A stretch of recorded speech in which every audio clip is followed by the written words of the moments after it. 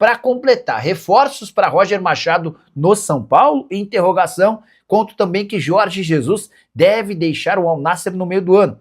E já há uma possibilidade maior para seu futuro. Últimas de mercado, bastidores, finanças e muito mais. Fala aí, pessoal, sou Jorge Nicola, bem-vindos a mais um vídeo do canal, sempre bom ter vocês por aqui. Sem perder tempo, pedir para deixar like, se inscrever no canal e ativar as notificações. A gente já fala essa daí. Você aceita ele no seu time? Neste momento, não. Você aceita ele no seu time, André Hernan? Jorge Jesus? Não, acabou de contratar um. Você aceita? Eu aceito, mas não vou falar meu time, mas eu aceito. Mas aceitaria. Aceitaria. Bom, vamos lá, olha só. Com a chegada do Roger, o São Paulo vai ao mercado para contratar? Você pergunta, a gente responde. Se a gente não souber, Felipe? A gente apura. Então vamos lá. Essa é a primeira pergunta que chegou aqui do Bruno. Vai pro mercado, ou Hernan? Num primeiro momento, não, né? Ah, o elenco já tá formado, ou não? Tem Pra necessidade. passar uma análise. Não tá transbordando dinheiro lá, né? Muito pelo contrário. Uhum. Então é difícil imaginar indo agora, antes até dos primeiros passos, né? Dos primeiros jogos, aquela coisa toda. Já se imaginava que teríamos respostas mais protocolares em relação ao fato, né? Principalmente a saída do Hernan Crespo e a chegada do Roger. O foco da diretoria, o foco do São Paulo na entrevista coletiva era minimizar a saída do Crespo, falar da saída do Crespo, sim, mas minimizar os fatores que levaram o Crespo a sair, né? Ou ao São Paulo a demitir o Crespo, melhor dizendo, e exaltar um trabalho que estava começando. Uma chegada de um treinador experiente, aquela coisa toda. E assim, ó, deixar bem claro, isso aqui pode até ficar no corte, se for rolar corte. Cara, eu tô dando informação, não tô dando opinião. Se quer opinião, vai nos programas de mesa, vai no Barolo, vai em influenciador. Se quiser opinião, vai lá. Aqui a gente trabalha com informação. Então, muitas vezes, assim, até, ontem eu recebi ameaça no direct. Eu vi isso no Instagram, eu vi. No direct não, no aberto, inclusive. Mas por quê? Não, porque os caras, assim, a gente traz informação, a gente apura.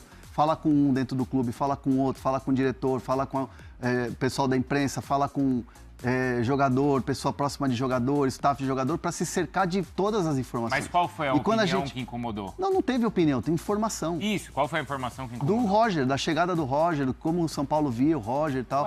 O cara falou, vou te cobrar cara a cara, fica esperto. Ô, louco. Se encontrar na rua, né? Ele te falou, eu vi isso aí. Então, assim, às vezes as pessoas confundem, cara. Então, tipo assim, cara, quer opinião? Tem uma enxurrada de gente que dá opinião. Só que aqui no Fala Fonte vocês não vão me ver dando opinião. Quer opinião? Vou dar uma dica. Pode ver aqui no YouTube da ESPN Brasil ou no Disney Plus, o Linha de Passe ontem. Opinou bastante sobre a chegada do Roger. Sim. Então ali tem opiniões ótimas sobre como os nossos comentaristas viram. Você pode discordar, você pode concordar, você pode... Enfim, um mundo de possibilidades. A gente não está aqui para ser sommelier de como o cara tem que se comportar na rede social. Só que assim, para ter um comportamento na rede social, você precisa ser pelo menos, no mínimo, justo, né? Com o que a gente entrega de produto aqui pro torcedor. E se você também não gosta, cara, não vê, não me segue, não enche o meu saco. Essa é a real. Mas, então, ó, me chamou a atenção, duas coisas me chamaram a atenção. Primeiro, logo de cara, o Roger já chegou com um discurso assim, time grande tem que pensar no topo da tabela. Sim. Já me chamou a atenção porque já era um discurso diferente do que o Crespo falava. Eu não sei se o Roger foi simplesmente inteligente, como ele é, ou se já foi algo assim, ó, já vai por esse caminho para você começar a ganhar o grupo. O caminho, assim, é muito no sentido de, assim, ó, é a grande oportunidade da minha vida. Ou uma das grandes oportunidades da vida. Porque, assim, o Roger treinou times gigantes. Treinou o Grêmio no começo da carreira, depois treinou o Palmeiras, aí ele teve uma passagem pelo Bahia, o Atlético, aí depois o Atlético, o Internacional. Então são gigantes da Série A do brasileiro.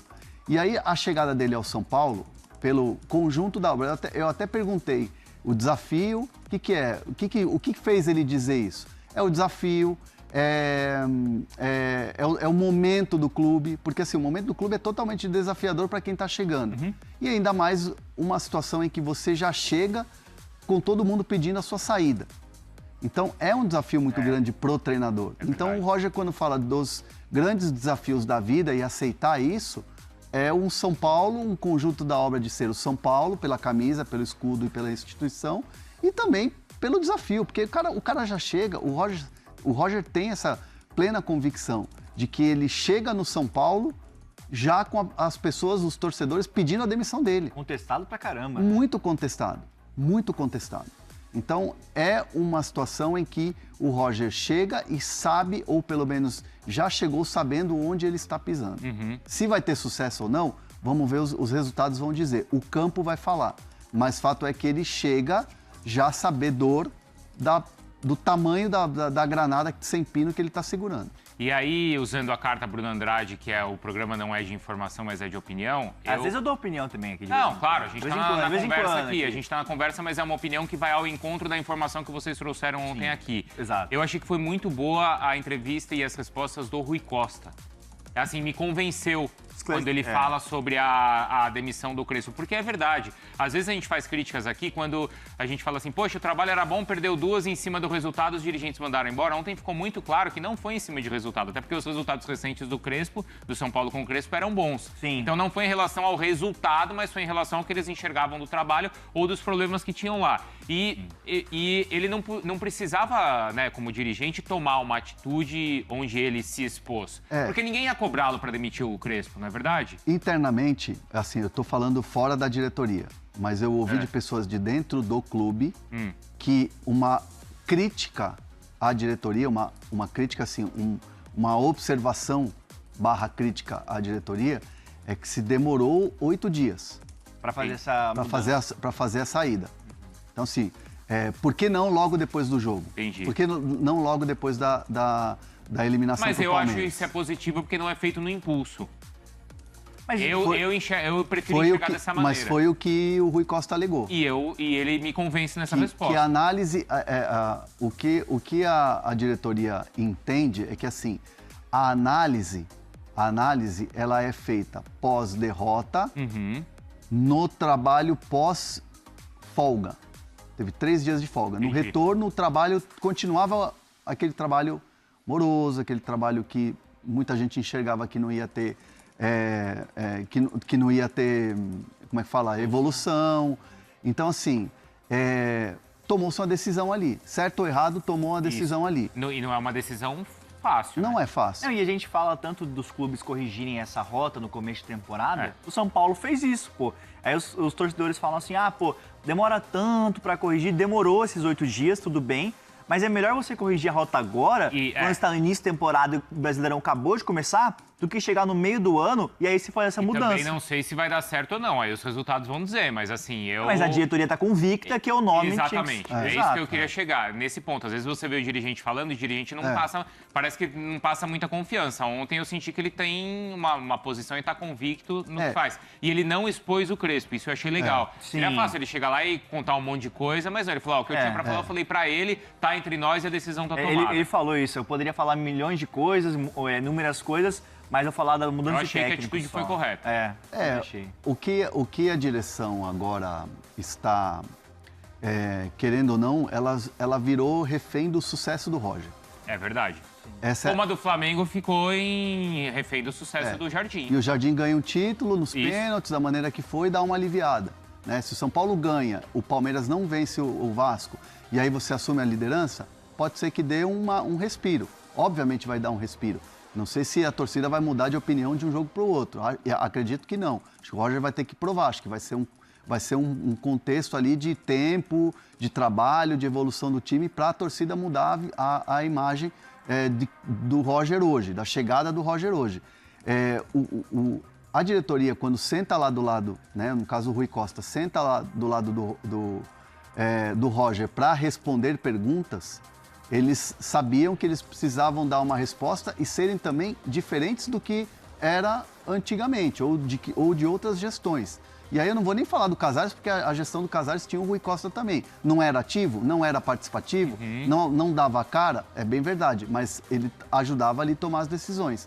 Então, assim, me arrisco a dizer que se fosse outro presidente, outro diretor, deixaria o Roger ali falando, né? Deixaria o Roger ali falando, esperaria ter resultado positivo para aparecer. E o Rui toma essa atitude, e ao tomar essa atitude, ele vira refém do resultado do Roger dentro do São Paulo. Sim. Porque se o Roger não tiver resultado, perde 5 seguidas, vai na conta dele. Cai todo mundo. E eu não estou dando informação aqui, mas eu estou fazendo uma projeção. Claro, é aquela coisa, cai todo mundo, porque não vai ter desculpa pro Rui Costa lá na frente, se o Roger não der certo, falar, tivemos que mudar a rota de novo. Aí ele assume uma bucha que ele tomou a responsabilidade de mudar, junto com o Rafinha, junto com o Macis e tal, mudar o Crespo e trazer o Roger. Se não der certo, aí vai todo mundo pro mesmo balaio. Assim, Atlético, Mineiro, com o próprio Roger quando era no Grêmio, na Chapecoense, no Atlético Paranaense. Mas eu queria só aproveitar aqui também, que a gente está falando muito sobre esse bastidor da chegada do Roger, para falar um pouco de como foi o primeiro treinamento, né? O primeiro dia. Boa. E assim, ó, importante, né? Aqui a gente está trazendo informação, não estamos dando opinião e nem comprando versão de ninguém. O que a gente apurou, o que eu apurei ontem, conversando com várias pessoas sobre como foi esse primeiro dia do Roger, o Roger teve uma conversa com os jogadores no auditório, se apresentou, alguns já conhecia, né, de enfrentar e tal, e o Roger bateu muito na tecla de todo mundo era importante nesse momento, né, que todo mundo poderia ser utilizado nesse momento, porque o trabalho dele, Roger, e ele explicando isso para as pessoas, ó, a imagem é essa aí que o Roger tá falando com todo mundo. E o importante é assim, ó, ele vira e fala para os jogadores, todo mundo nesse momento vai ser útil, ninguém aqui está descartado, porque o Roger explicou que na prancheta dele, ele tem muitas variações, pode jogar com 3 zagueiros, pode jogar com linha de 2 zagueiros, explicou dentro do campo depois, no primeiro dia de trabalho, que gostaria de um time com muito volume de jogo, muita posse de bola e transição rápida. Aquela coisa de ter a bola e puxar com velocidade e chegar ao ataque. Mais rápido que o time do Crespo. Aí a comparação é inevitável, mas assim, ele falou muito do trabalho dele, né? Então ele conversou com os jogadores, já teve um primeiro dia de trabalho com a comissão técnica e com quem eu pude conversar, que teve lá e que assistiu boa parte do treino, me disse que foi algo, para um primeiro dia, muito satisfatório.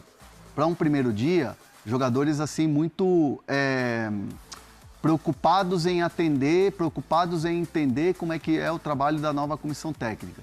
Então foi algo assim visto como positivo. Óbvio que eu vou estar aqui falando, mas o resultado pode ser que aponte outro na quinta-feira.